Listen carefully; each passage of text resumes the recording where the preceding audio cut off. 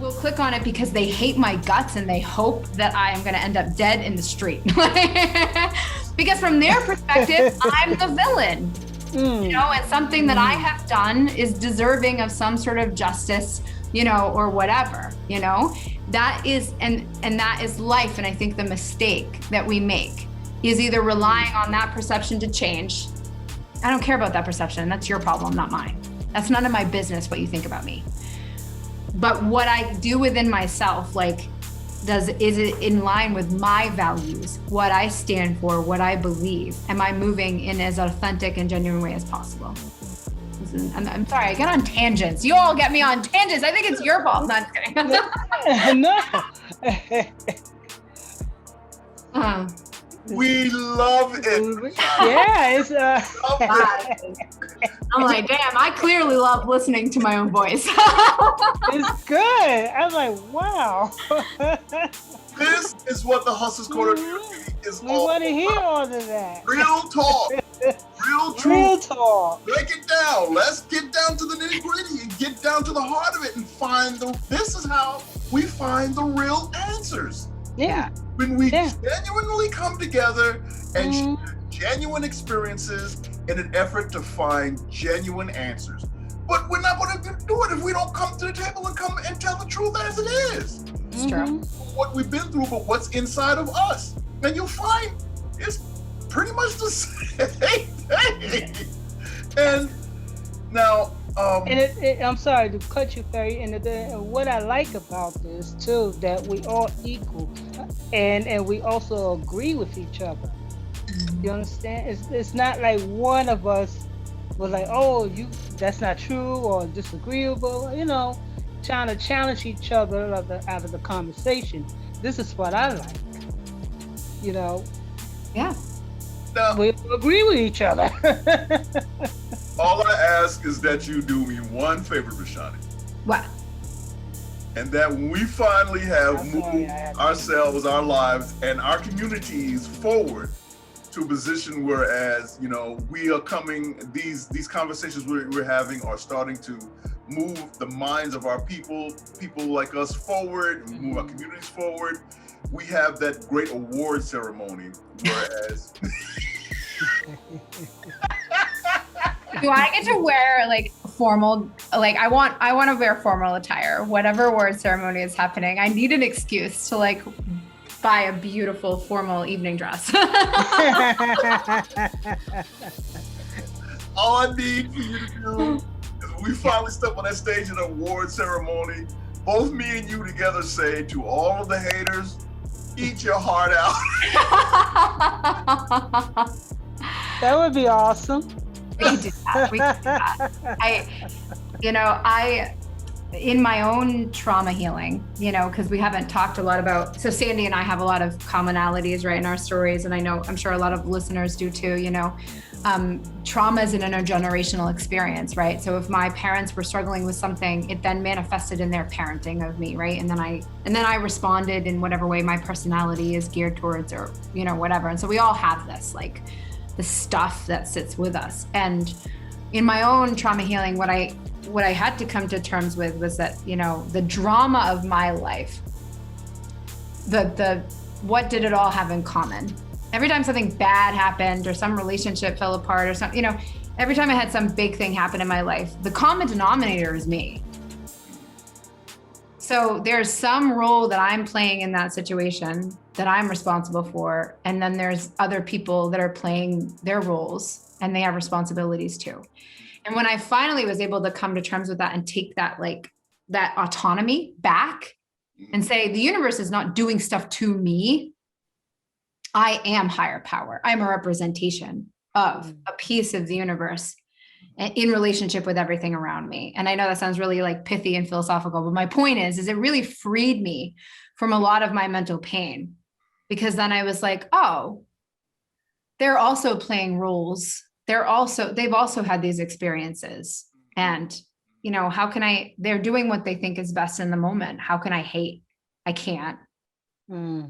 What freed me was really coming to the realization of America and what it stands for, and what it really is all about after especially studying it. Personally, within me, I learned to accept, I've learned to accept myself, my faults, my misgivings, you know, the mistakes I've made in the past, and say to myself, hey, look, you know, I always use the 2 out of 3 ain't bad.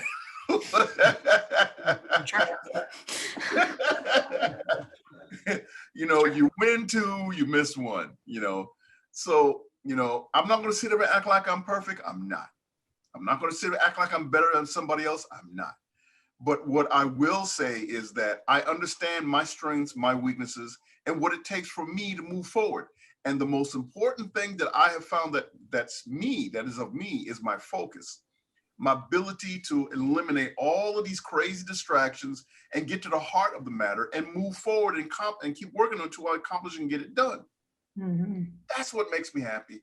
That's what really makes me who I am. But it took me coming to grips with the truth about this country and what it really is all about, and the myth of, as you say, this American dream, and how much is wrapped up in so much superficiality and lies. It's unreal. And when I tore myself away from that, that's what I really, really found what I was capable of. And here you have the Hustlers Corner, New York City today, growing. And like you said, like you had your haters, I got people I've met throughout my life. They're still waiting for me to, you know. And you know what? Still waiting for me to fall. They're still waiting at you know, people are probably out there still saying, oh, Perry's gonna probably end up in the jail for the rest of his life. Never happens. You know, they're probably still waiting, thinking that of me like 10, 20, 30 years ago. They probably will still think that way of me today. Who knows? You know, the problem with me is, well, I'm sure y'all three, well, y'all two gonna agree with me with this, is the trust. The biggest problem is the trust. See, I'm a type of person, I look at things, you could say I'm living in a fantasy world sometimes, and I do look at things positive instead of negative, because you negative, everything gonna go negative. So I do believe that the things we're going through in life is everything is a reason behind. And where is the trust behind it? I always look like that. I like that. I think this, I wanted to share this earlier. And so since we're all, at the end of the day, the baseline, right, is that we're all humans. And the reason we're trying to have this conversation is because we want to help other people like come and join our island of humanity and change things in this country, right? We're all trying to bring everyone together, right? So this is from a poet. It's posted actually in the Holocaust Museum that's outside of Faneuil Hall in Boston. And I saw this the other day and I just thought, this is so apropos for now, right? So when people don't want to talk about racial justice or economic justice or like helping marginalized people. So it says, they came first for the communists and I didn't speak up because I wasn't a communist. Then they came for the Jews and I didn't speak up because I wasn't a Jew. Then they came for the trade unionists and I didn't speak up because I wasn't a trade unionist. Then they came for the Catholics and I didn't speak up because I was Protestant. Then they came for me. And by that time, there was no one left to speak up.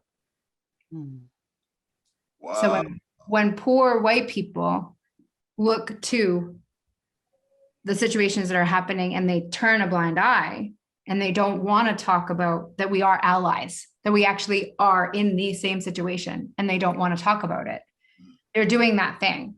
Well, it's happening to them, right? Right? And I'm not them, so. Got you. Beautifully well spoken. Well, poet, not me. Outside the Holocaust Museum, come to Boston and check it out. But it's at the end of it, that's the truth of the matter, you know. Okay. That's why we call for change. I gotta ask you this question. One last question. Would you please come back to us again? I would be. Are you kidding me? I'd be honored. I'm humbled to be. We would love to have you back with you all. I would love to come. Of course. God, I'm loving this conversation. Oh my goodness. Well, and I haven't even told you. I mean, we haven't even talked about, my fiance is incarcerated. We haven't. I mean, we're so much for us to explore. Yes. Oh, but you're right. You're right. Oh my goodness. We can have another conversation about that, but just to tease that a little bit, he actually is a white guy who grew up in urban poverty. So he was the only white guy in his neighborhood. And, he very much followed the trajectory of his fellow gang members. And that's why he's serving a sentence that I'm hoping to overturn in this country, also known as life without parole. I agree. Definitely. I agree with you with that. Oh definitely yeah. Not for that penalty either. And I'm definitely not for life with, life either. I'm for a predetermined amount of time to give you, let you think about what you've done and give you a chance to repent. Well, let's talk about that next time, because everything you just said already gave me 5 things to say. Oh yeah. Because I always want to know when they say life in prison. Okay. They look at the crime, call it the heinous crime that you had done, but what's life in prison? I mean, nobody don't get a chance. We should talk about it, but the simple answer to that is, thanks to truth in sentencing, we actually do mean life. Yeah. Whether you're sentenced to life without parole or second degree possibility of parole, the statistics will tell you that you are going to die in prison. That is a thing. And that's why I'm passionate about it. And we should definitely dig into it. I have the numbers, I have the statistics. Let's talk about it. Because it is the death penalty is one thing. And to me, it's a no-brainer. I'm are you serious? Really? State sanctioned murder, murder's wrong, but we're gonna kill people. Okay. That's stupid. But the real thing to tackle, is the issue of life sentencing in our country. This is Periel Duff saying thank you for taking the time to come and check out our show. And as always, if you are a person who was wrongly incarcerated for a crime you didn't commit, come share your story on the Hustlers Corner New York City Victims of the System series. If you are a person who is self-reformed and you are now active in the community to better the conditions, come share your story on the Hustlers Corner New York City Legends of the Hood series. If you're a struggling performing artist looking to build her brand and her career in the music or the performing arts industry, come share your story on the Hustlers Corner New York City On the Grind series.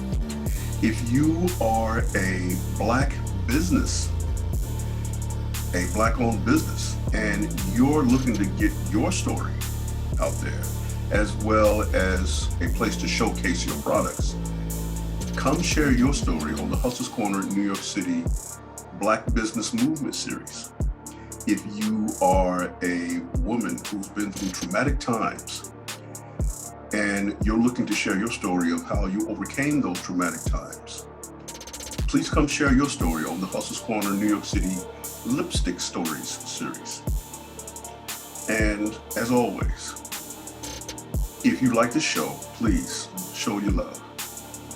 Hit that like button, share, don't forget to leave a comment, and most of all, subscribe. Thank you. Looking forward to seeing you join us again. Peace.